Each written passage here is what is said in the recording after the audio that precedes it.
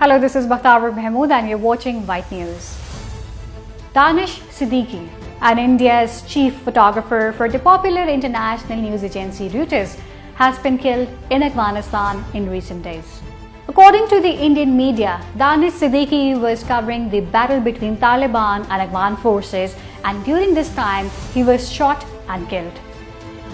Here's Danish Siddiqui was an international award-winning photographer and was well known for his photography of Kashmir.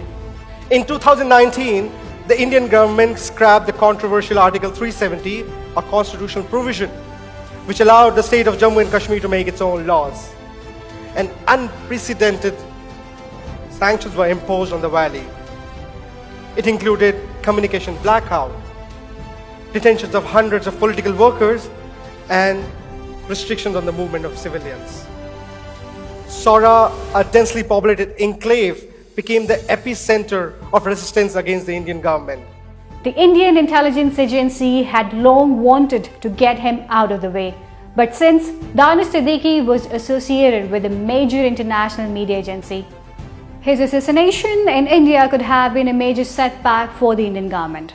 So the Indian Ministry of Defense was looking for a good opportunity to get Danish Siddiqui out of the way.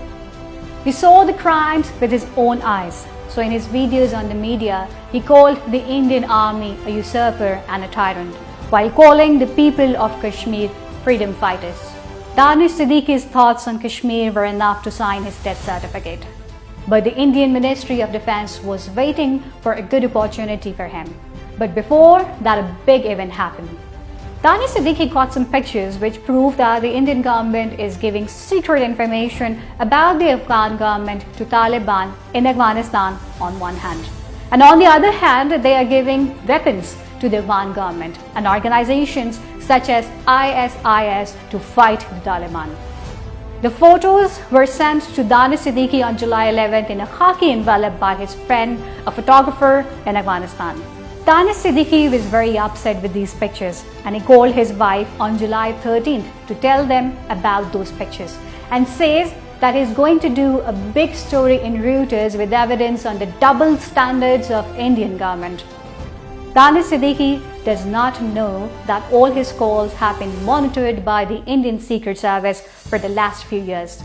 As soon as Danish Siddiqui's call recording reaches the top officials of RAW, they all stand on one leg from the shock, because if Danish Siddiqui brings out this story, then the Indian big game in Afghanistan was going to be exposed in a minute. Orders were issued to terminate Danish Siddiqui immediately and seize all the pictorial evidence.